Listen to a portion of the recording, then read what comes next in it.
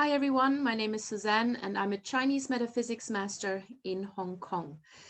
Today I've prepared a video that's a little bit longer than my usual video postings or video sharings, and that's because I'd like to do a bit more of an extended discussion on what Sha Qi constitutes in Classical Feng Shui, and Sha Qi meaning negative Qi. I did a short version of this a few months back, where I just highlighted a few of the most grave form violations that are out there and that are easy to recognize. But I do get a lot of questions on Sha Qi, on negative Qi. And I've realized that there are a lot of misconceptions out there, especially when it comes to the external environment of your home. And really, what I want to showcase here in this longer video is that Sha Qi or negative Qi is most dangerous when it's actually found outside your home, because that decreases the feng shui potential of the entire environment. And if you don't have positive Qi, Sheng Qi, to tap into, then you have nothing to work with. So it really is important to first and foremost look around your property and check whether you have any negative features there. And usually we say within, let's say, 1 to 5 kilometer radius. Yeah, and especially if it's in direct sight. If you have a negative feature and there's a lot of other buildings in between that feature and you, then you don't have much to worry about. But if it's the indirect line of sight, then it's something that should probably concern you a bit more. So let's get started and have a look at what Sha Qi actually is in the realm of classical feng shui. So the first thing we are usually concerned with is the actual land plot. So we're looking at where your house is located or where your property is located, and we look at the area itself. So maybe the quarter you're living in, the district. What shape is the district that you are living in? Sometimes it's very obvious because you can see here on the picture there's roads surrounding this particular district, so it's very obvious. Sometimes not so obvious, and it does take a little bit of training. Now, we don't necessarily like an irregular land plot, and by irregular we mean something that is not square or rectangular. Because if the front facing side of the land is broad, as you can see here, and the back is rather narrow, then there will be over time an outflow of wealth, yeah, because the facing is much broader than the sitting of the entire land, regardless of where your property is located inside this district or inside this area. And so wealth will flow out. Now, this will not happen tomorrow. Yeah, this happens over time. When we're looking at landforms, you got to keep in mind that landforms take much longer to actually exert their effect on the residents of a property, usually 2 years and longer. So if it's just if it's a temporary place that you're living in, or if it's a property that you're living in for 2-3 years, then you're probably fine. We're talking more about a permanent residence here. So with that outflow of wealth, there's obviously also a difficulty to accumulate wealth and to hold on to wealth, and also lack of credibility. But this has more to do with the ancient concept of if you don't have money, then you don't really have credibility. So I don't really see this as something major, but depending on what kind of society you live in, depending on what kind of social strata you move about, this may come along as one of the side effects.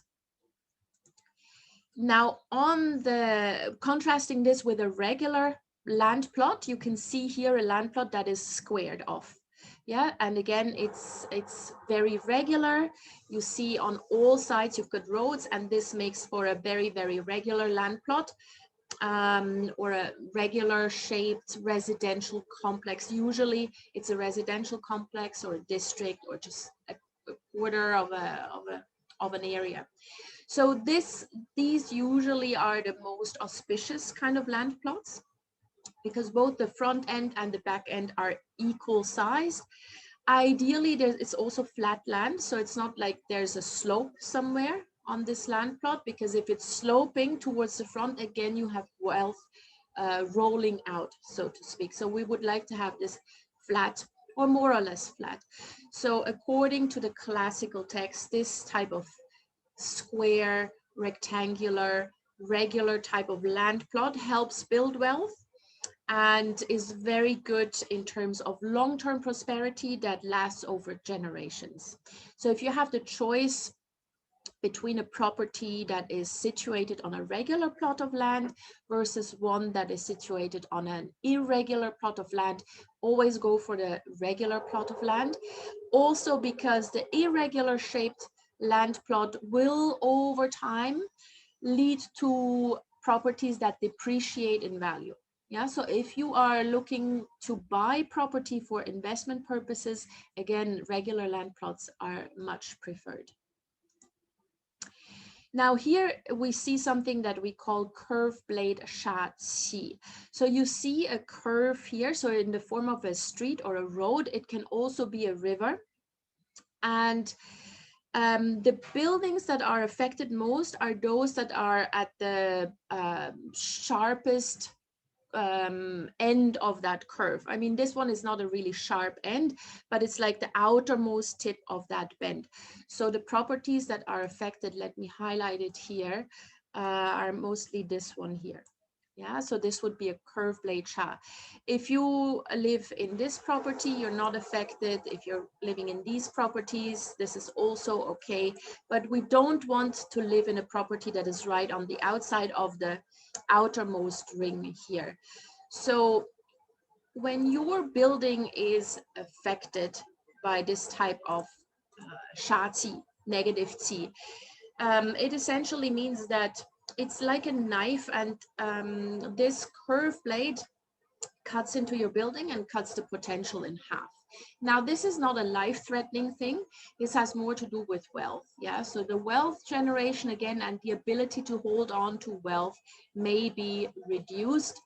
Now, it can lead to accidents. It can also lead to illnesses, but only if this particular portion of the building that is affected by the outermost curve. So if this area of the house also has extremely negative flying stars, then we are going to take this much, much more seriously. Overall, stay away from a property that is located right at the tip of this kind of curved blade Sha. And again, as I mentioned, this can be a road or a river. Now, next we have something that we call suppression Sha Qi. And this happens when you live in a building that is flanked by two other buildings on the left and right. And those two buildings to the left and right are much, much higher than yours. Yeah, so if they're just a few floors higher than yours, not to worry about. But as you can see here on the picture, there's quite a significant difference in height between the two on the left and right and the building in the middle. And this leads to qi that is basically pressing down on your building. And you will feel like you're always sort of, you're hitting a glass ceiling. Yeah, because the qi is pressing down. It doesn't really let you rise up to your potential. And over time, you will realize that you may lose motivation to even chase after your life goals. And this obviously doesn't bode well for success, whether that be personal or professional. So you always have to make sure that the buildings to the left and right are more or less the same height. Yeah, not necessarily exactly the same. And again, if it's just a difference of a couple of floors, that's fine. But if it's an extreme imbalance, that would be what we call a Sha Qi feature, a negative suppression Sha. Now here we have a white tiger Sha Qi.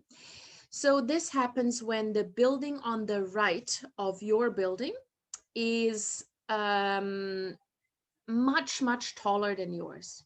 Yeah. So on the right, we've got the white tiger. On the left, we've got the green dragon. And so if your building is flanked by two other buildings, you actually do have a man-made support. But if one side is higher than the other, significantly higher, then your own building suffers from an imbalance. Now, the white tiger Sha Qi creates an over-dominating, dominating women in the household. So maybe the mother is really domineering, for example.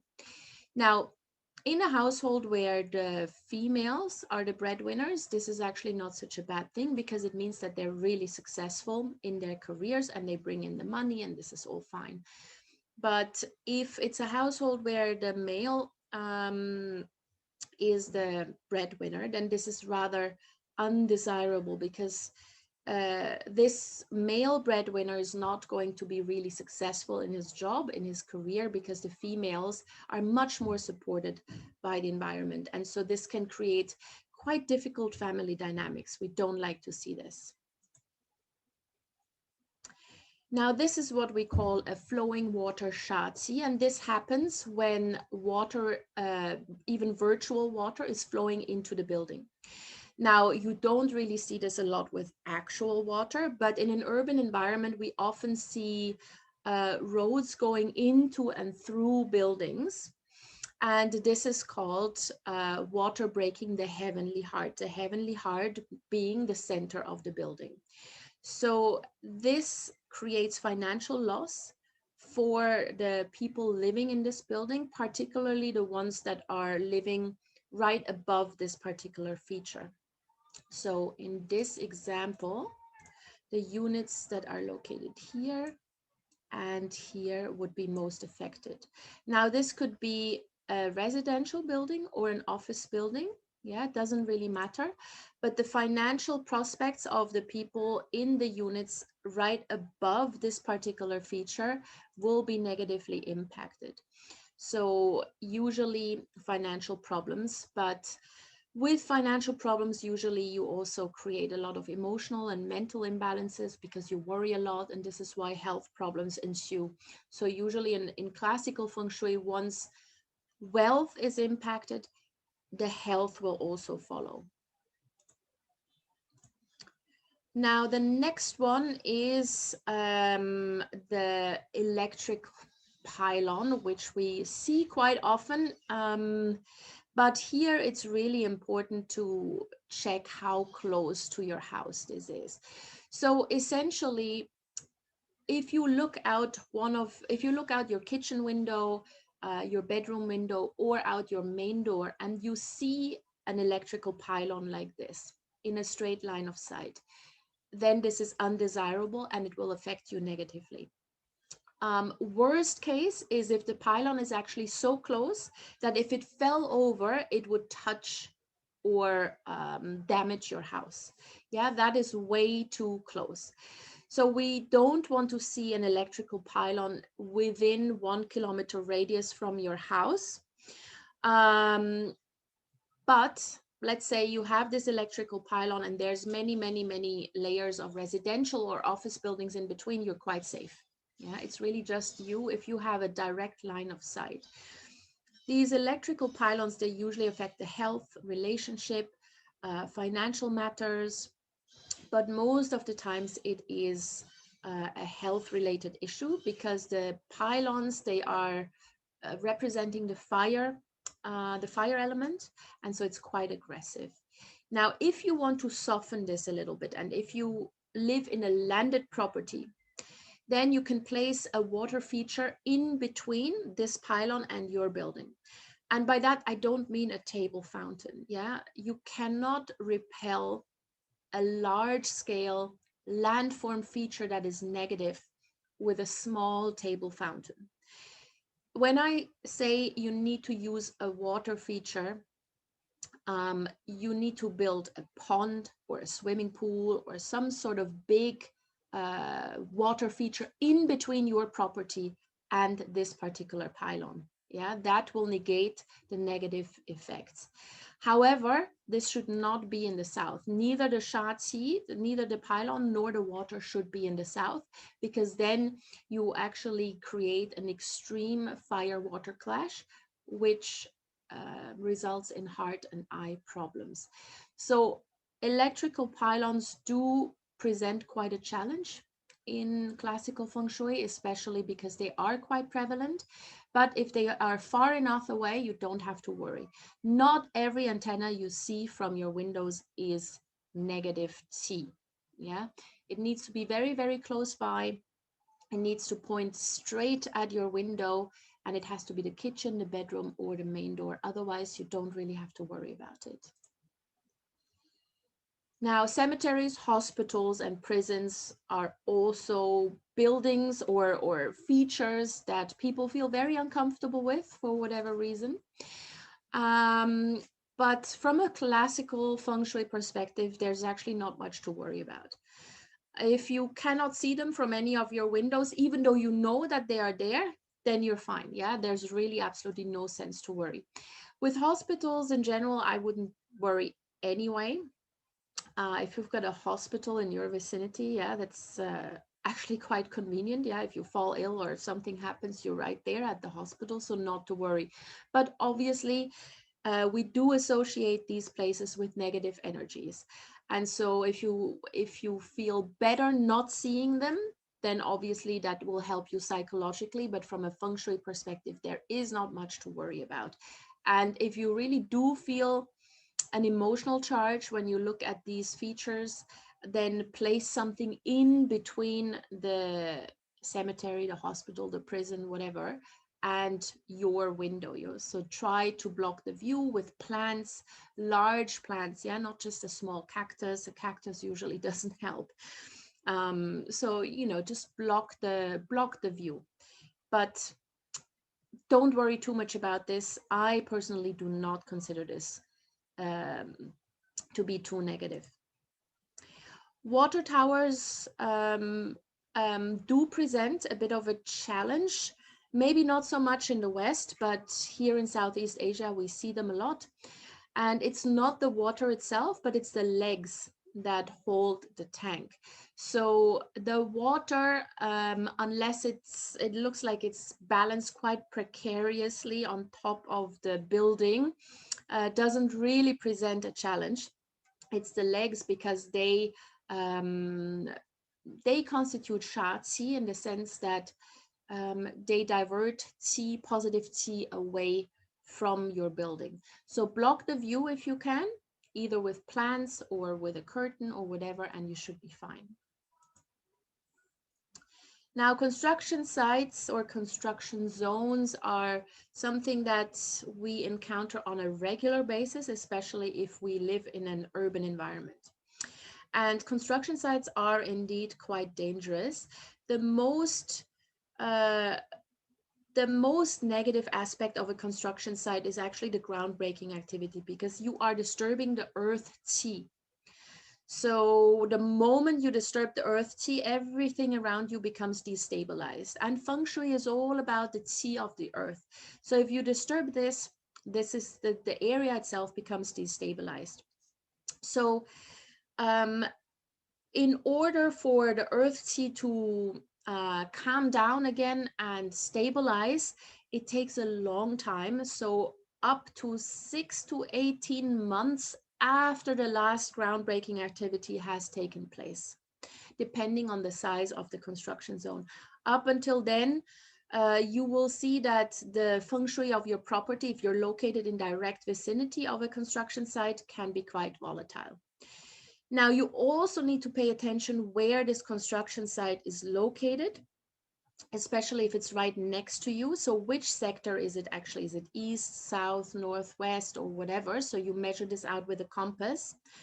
And then you can tell whether or not negative flying stars are being triggered even further by this construction site.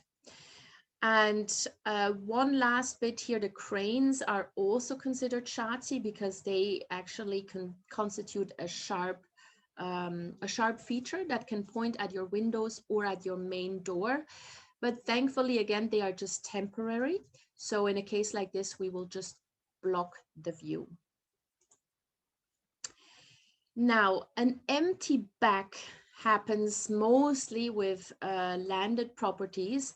And this happens when you have absolutely nothing in the back. So there's nothing there to support the occupants.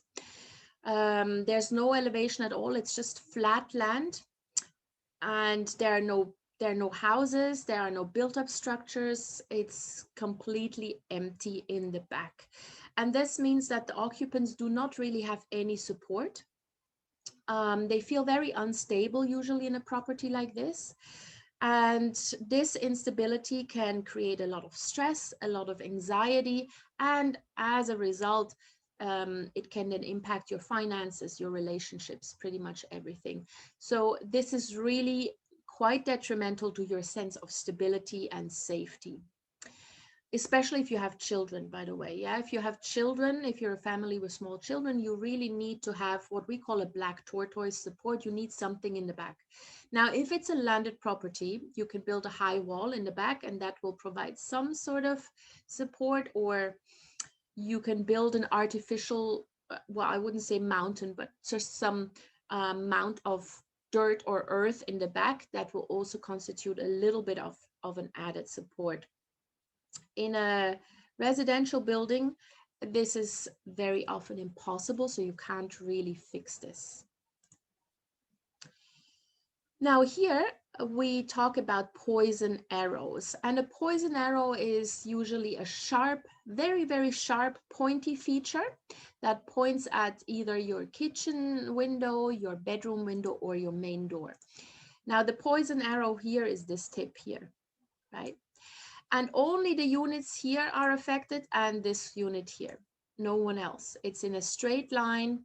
The ones above, the ones below are not affected. So this is, you need to be really careful to see at what level this poison arrow actually presents itself. So ideally, keep those windows closed. If you see you have this type of poison arrow feature, you can't remove it again because this is a landform feature, and landform features are very difficult to remedy. So you can just sort of prevent this negative T from entering the home. So you would like to close those windows and keep them closed. The moment you open these windows that have direct access to this poison arrow, you actually allow in this negative energy. You can also block these windows with plants, for example, but ideally just don't open them. Now, satellite dishes, we also see a lot. I don't really see them as much of a danger, depending on the size, of course. If you have a lot of them or a really, really big one, then you probably need to worry. It's not the dish itself, again, it's more the installation. A lot of the installations have sharp edges, have sharp corners, and if one of them points again at your window, then this allows Sha Qi or negative Qi to enter your home. So again, just block the view and the problem is solved. Now, cell phone towers, we see them more and more, and these are actually really bad because the electromagnetic field from such a cell phone tower obviously impacts you. It's not necessarily a Feng Shui Sha Qi feature, but overall we don't want to be exposed to electromagnetic waves. Yeah, this is quite negative. So if you have a house or a building that is located right next to one of these cell phone towers, or in direct line of sight from your window, the bedroom, or the main door, then indeed you do have an issue. And you can't really cure this. Other than moving away, this can't really be cured. Yeah, because we're not just dealing with the feature itself, the actual visible part, but also the electromagnetic field, which is not visible, but which affects you throughout your entire home. So I would recommend not to even move into a place like this. And once you've moved into a place that is exposed to cell phone tower electromagnetic fields, you will over time experience bad health, temper issues, maybe even relationship issues, move out because this cannot be fixed. Now this picture here, again, in Southeast Asia, you see this a lot. Probably not so much in the West, but we do see these kind of cable salads everywhere in Southeast Asia. And so this is obviously something very uncomfortable to even look at, never mind living right next to. The radiation, again, is very, very strong. So if it's not advisable to live closer than 30 meters around these kind of towers or electricity poles. Now, I would say if you can block the view, you've blocked out the negative qi to some extent. But again, this is way too close for comfort. If your house has, or if you have this in the vicinity and there's another house in between your house and this feature, you're fine. You don't have to worry. It won't really affect you. But if this is right next to you and you see this from your bedroom, from your kitchen, or even your main door, then again, this is very difficult to fix because it's not just a physical structure, it is also the actual the energy that emanates from this particular feature. So again, moving away is probably the best solution. And I'm not just talking about a single power line.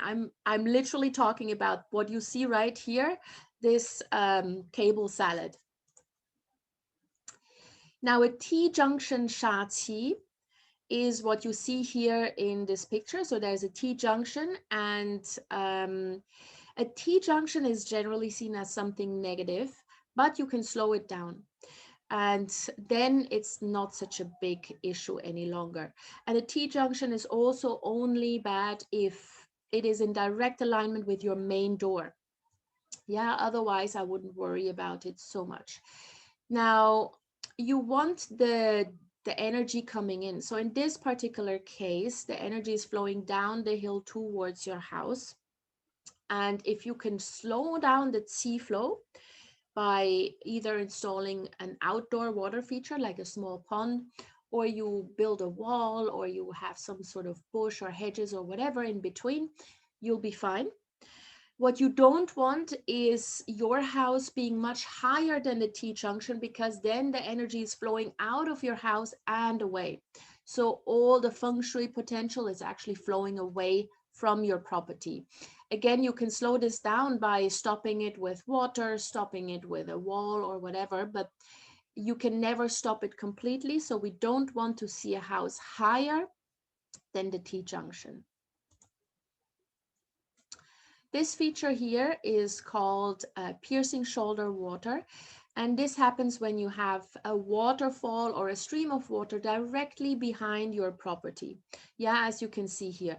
Now, this doesn't happen very often. We sometimes see this in Hong Kong when we have a few, when the property is backed up against a hillside, and this hillside is fortified with concrete in order to prevent landslides, but the water still needs to somehow be able to trickle down. And so we install water pipes, and so the water occasionally flows down those water pipes and is actually visible. So it's gushing downwards in rainy season. Now, if it's just on a seasonal basis, I wouldn't worry too much. But in a case like what you see here on the picture, obviously there's constant water flow. And it also creates noise pollution, yeah, because it becomes very noisy. So people who live in a house that is backed up against this particular feature usually suffer from some type of mental stress, anxiety. They're not very calm. They can't really ground themselves. And again, this is not something you can block. Yeah, you can't really move the waterfall. So this is why landforms are so important in classical feng shui, because you cannot change them. You cannot shift mountains.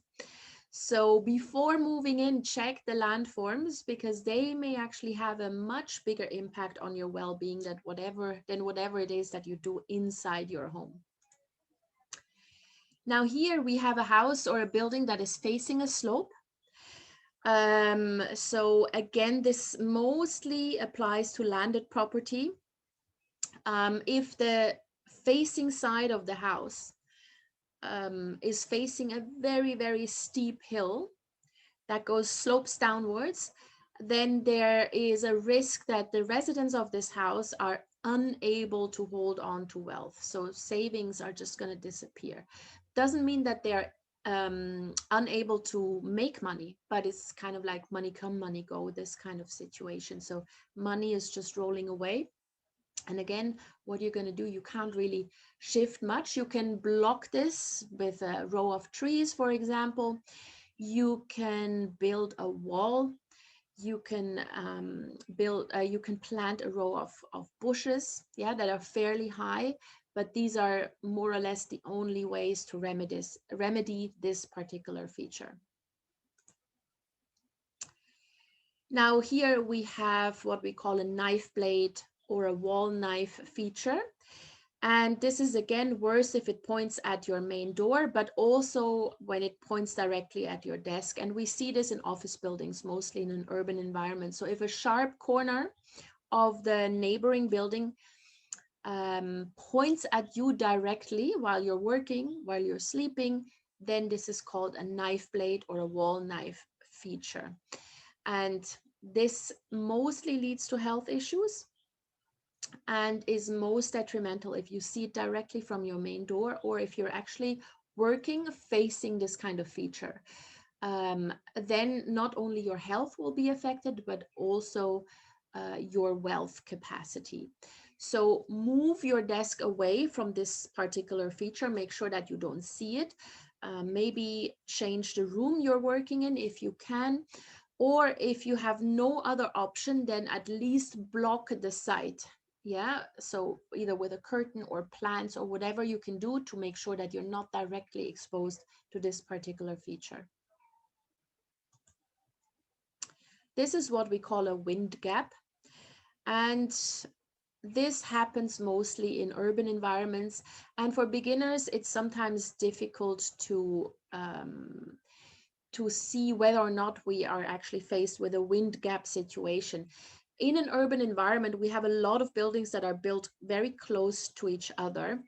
And when buildings are built so close next to each other that the wind that is blowing through this gap becomes very strong, very aggressive, and then hits the building in the back or hits the building that is facing this wind gap, then you have indeed a problem. But if the wind gap is not so narrow, then you don't have to worry about it. I mean, in an urban environment, otherwise you would have only wind gaps, yeah, because we are surrounded by buildings. So this has to be a very, very narrow sort of gap between two windows. And again, this is worst if the wind gap is directed exactly at your main door, your kitchen window, your home office, or your bedroom, in which case it can bring illness and other really unpleasant health-related issues. What kind of issues always depends on what sector what sector is affected. So whether it's the south, the east, the north, northwest. So that depends a little bit, and this is something you need to measure out. Again, you can not really shift any buildings here. You can't really remove the wind gap. So if your home office is exposed to this wind gap, then work from a different room, problem solved. If you cannot, then again, you need to block the view. Don't open the windows. Now, when it comes to the actual units, so here, for example, this is a floor plan of a particular unit, and you can see it's not a regular floor plan. Again, we go back to the shape, like the land shape that we discussed earlier. We always prefer square or rectangular floor plans because then we don't have to deal with odd layouts. We don't have to deal with sharp corners that we see right here. Now, you can't really mitigate feng shui issues that are caused by an odd floor plan. Yeah, because no amount of feng shui gadgets or whatever it is you want to put there will change the layout. The energy flow in an apartment that has an odd layout is not harmonious. No matter what you do, you can negate the effects to some degree, but you cannot completely normalize them. And so the energies will become somewhat volatile, and you will just have to deal with that. Now, if you see, like in this example here, the kitchen is located in an area that has a really, really sharp invert corner. Let me show you this. Yeah, so this is a sharp invert corner. This definitely creates health issues. We don't want the kitchen to be an odd shape. Yeah, ideally the kitchen in itself is square. Here you see bedroom. All three bedrooms actually have a nice square or rectangular shape. So the kitchen should have this shape, should not be in a irregular shape, because then the residents will not really enjoy good wealth or good health luck.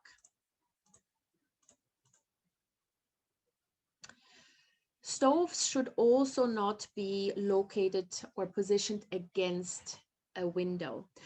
No matter how convenient that is, because all the smells from the stove go right out the window, but we want the stove to be located or positioned against a solid wall, because otherwise you create a poicai sort of effect, which means you destroy your wealth luck. Also, health issues relating to the back may result if you have a stove like this. And again, when it comes to form violations, please do keep in mind that these health issues do not manifest from one day to another. Form violations manifest over a longer period of time. So I would say within 2 years from you living in a place like this that has such a form violation, you will experience these issues. The shorter amount of time you live there, the better. And you may not even experience these negative effects. So in a case like this, either you cover up the windows with some solid material or you move the stove. Moving the stove is sometimes quite difficult, especially if you have a gas stove and you need to connect the stove to the gas pipes that are right there. So you can't very often move the stove, but then at the very minimum, block up the windows completely, maybe with wood or just like a very thin sort of concrete wall, and the problem is solved.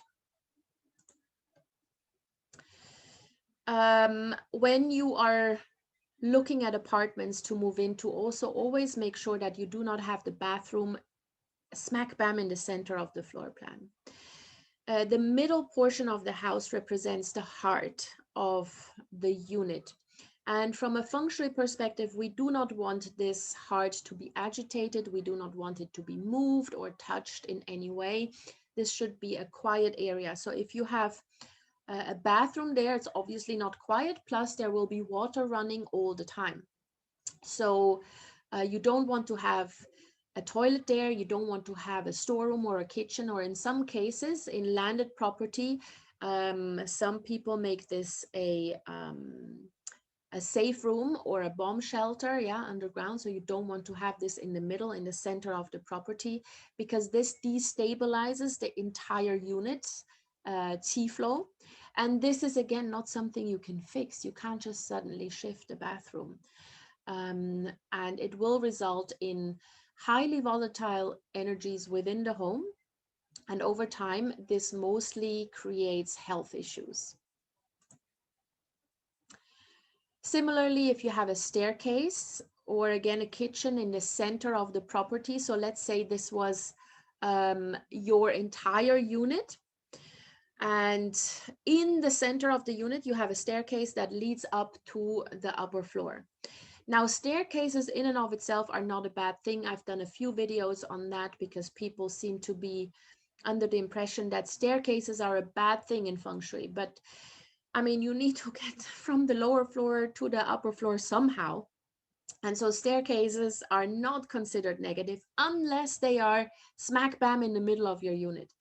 Then you have an issue, and it will mostly lead to digestive issues, stomach issues, especially in women. And for the females of this household, also there is a higher risk of miscarriages. And then we have the situation of a stove being located just below structural ceiling beam. Now, this is not desirable because the structural ceiling beam holds the entire building, right? And so even though we don't see it, there is a massive amount of qi actually pressing down onto the stove. And so the whatever you cook on the stove is infused with fairly aggressive, not very sentimental type of energies, and that can lead to digestive issues. Now, the other issue with structural beams is that the corners of the beams act like small knives. And so again, in a kitchen, the health will be affected. If you are working on a desk that is situated and located below such a structural ceiling beam, it will affect your work performance. If you are located on a structural ceiling beam while you're sleeping, it will again affect your health, but also your relationships.